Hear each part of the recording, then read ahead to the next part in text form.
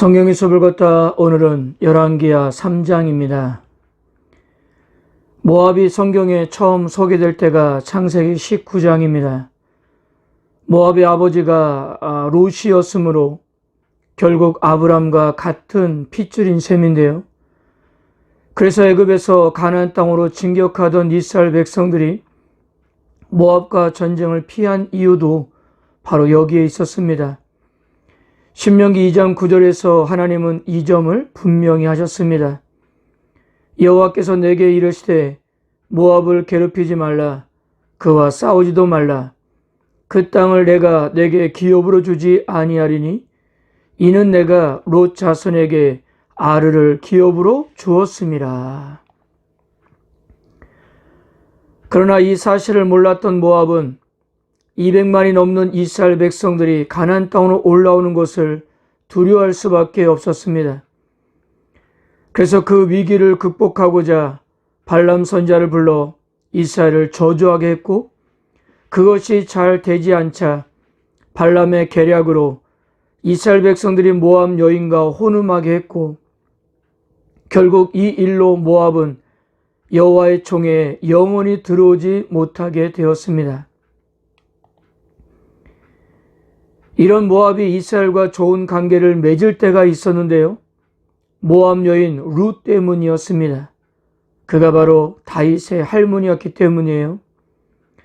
그래서 다윗도 왕이 되기 전까지 그만큼 특별한 관계를 유지했지만 왕위에 오르면서 모압을 공격해 잔인한 방법으로 정복했습니다. 모압 백성들을 줄로 이렇게 세워놓고 줄로 재어 3분의 2는 죽이고 3분의 1은 살려주는 그런 방식으로 백성들을 그렇게 죽였던 것입니다. 이후로 이스라엘의 속국이었으며 솔로몬의 아내 중에는 모압 여인도 있었고요. 이 모압의 아내를 위해서 그모스의 신전도 세워주었습니다. 이 신전은 오래도록 존재하다가 요시야 종교개혁 때 허물어지게 됩니다. 이런 모압이 솔로몬 이후에 잠깐 독립을 하였지만 그 후에 오므리 왕조의 강력한 군사력에 의해 다시 북이스라엘의 속국이 되었습니다. 그러다 우리가 지금 공부하는 내용처럼 오므리 왕조의 아합 왕이 죽고 새하 깨진 틈을 타서 다시 독립을 시도하였던 것입니다. 앞장에서도 우리가 말한 바와 같이 이 모압의 독립은 북이스라엘의 경제에 큰 타격을 주었어요. 4절을 보세요. 모압 왕 메사는 양을 치는 자라 새끼 양 10만 마리의 털과 순양 10만 마리의 털을 이스라엘 왕에게 바치더니, 이것은 북이스라엘이 부강해지는데 한 몫을 했을 정도의 엄청난 양이었습니다. 이러한 조국 양을 볼 때 북이스라엘은 모압을 완전히 예속시키려고 했던 것으로 보여집니다.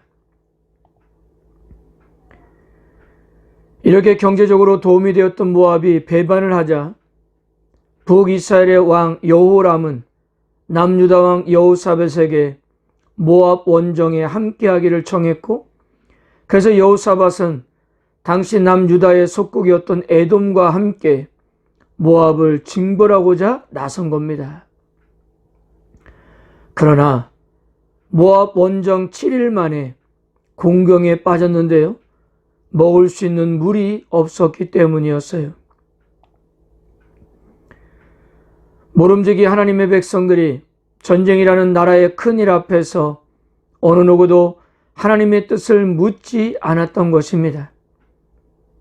이렇게 묻지 않고 전쟁을 시작한 것은 자신들이 가지고 있었던 군사력에 자신감이 있었기 때문이었을 건데요.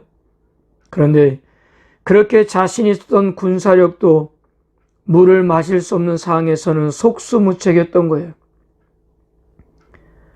아무리 막강한 병력이라도 이런 상태에서는 전쟁을 수행할 수 없기 때문이었어요.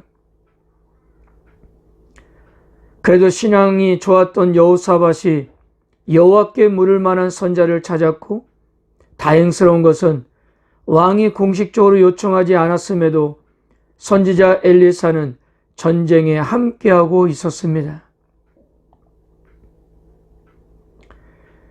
이러한 모습은 여전히 북이스라엘을 여호와 하나님께서 통치하고 계심을 보여주고 있는 겁니다. 엘리사는 하나님의 방법을 전달해 주었습니다. 16절과 17절입니다. 그가 이르되 여호와의 말씀이 이 골짜기의 개천을 많이 파라 하셨나이다. 여호와께서 이르시기를 너희가 바람도 보지 못하고 비도 보지 못하되 이 골짜기에 물이 가득하여 너희와 너희 가축과 짐승이 마시리라 하셨나이다. 비를 몰아오는 바람이 없어도 여호와께서 도랑에 군사들과 가축이 마실 물을 가득 공급하겠다고 그렇게 하신 겁니다. 그리고 18절 19절도요. 이것은 여호와께서 보시기에 작은 일이라.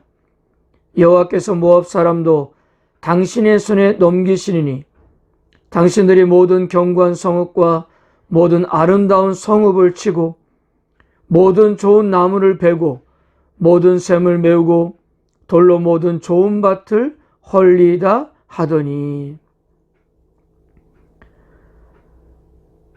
그러니까 군사들과 가축들에게 물을 마시게 한 것은 연합군이 경험할 승리에 비하면 작은 것이라고 그렇게 말씀하는 겁니다. 그래서 하나님께서 공급하신 물은 이스라엘 백성들의 먹을 물이 되었지만 모압 사람들로 하여금 착각하게 만들어서 결국 모압을 폐허로 만들 수가 있었습니다.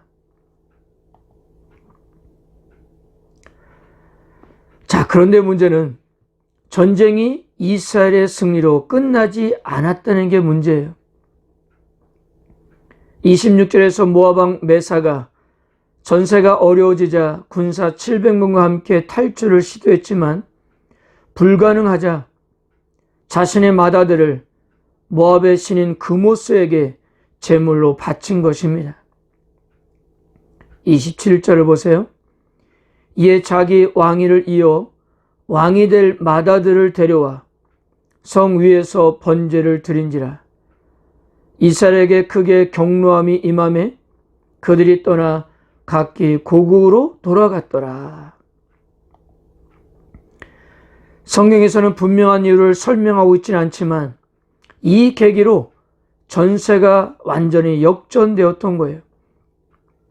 그래서 이스라엘은 모압을 완전히 정복하지 못하고 후퇴하게 되었고, 이로써 모압은 북이스라엘로부터 완전히 독립할 수가 있었습니다.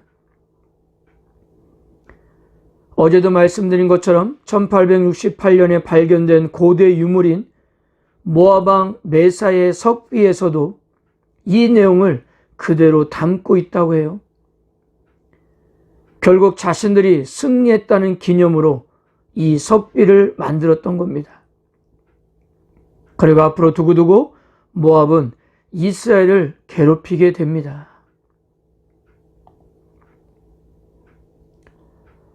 그렇다면 성도 여러분, 하나님께서는 엘리사를 통해서 반드시 승리할 거라고 말씀하셨는데도 왜 이스라엘의 연합군은 전쟁이 거의 다 승리하는 상황에서 고국으로 돌아갔을까요? 이 27절은 학자들마다 다양하게 해석하고 있는데요. 그래도 우리가 좀 받아들이기에 무난한 해석 두 가지를 소개하면 이렇습니다.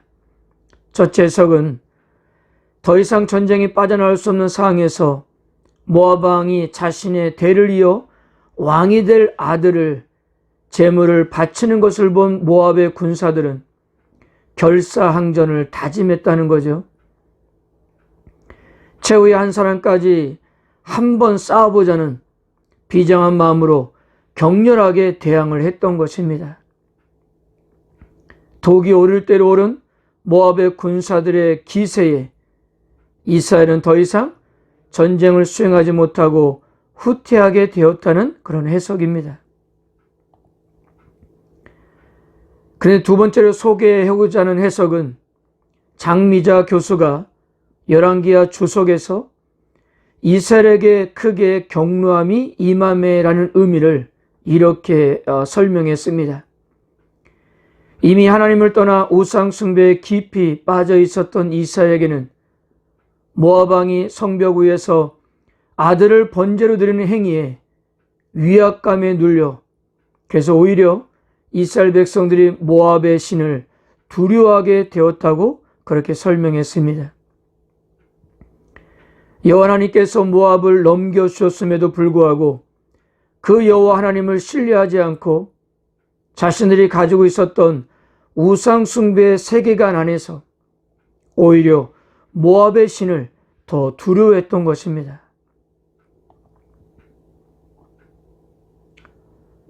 사랑하는 성도 여러분, 모압 원정이 실패로 끝난 것은 여호와께서 그들을 돕지 않아서가 아니었어요. 이스라엘 군대가 모압 왕의 전략에 넘어간 것은 그들이 여호와 하나님을 바로 알지 못해 여호와를 의지하지 못했기 때문입니다. 모압 왕이 아들을 번제로 드리는 상황에서 자신들에게 승리를 약속한 하나님은 보이지 않고 모압의 신이 자신들에게는 더 큰 두려움으로 다가왔던 거예요. 이것은 평상시에 그들이 가지고 있었던 신앙의 문제점이었던 거예요. 사랑하는 성도 여러분, 이와 같은 일은 오늘날도 반복될 수가 있습니다. 세상을 이길 수 있는 방법은 이 세상의 가치관을 버리고 오직 하나님의 말씀을 따라 사고방식과 가치관을 바꾸는 일입니다. 또한 어떤 상황에서도 하나님의 말씀을 우리들의 삶에 적용하고 실천해야 합니다. 전심으로 하나님만을 신뢰하면서 그렇게 살아가야 해요. 물론 여전히 세상의 기세는 거세겠지만 그런데 꼭 기억하십시오. 항상 문제는 적이 강한 데 있는 것이 아니라 하나님의 자녀의 완전치 못한 순종에 있다는 것을요. 그러므로 우리가 어떤 상황에서도 순종할 수만 있다면 우리들은 언제든 풍성한 은혜를 경험할 수가 있는 것입니다. 오늘도 우리가 싸워야 할 선한 싸움을 위해서 결코 포기하지 마시고 강하고 담대함으로 살아가는 하루가 되시길 바랍니다. 아멘.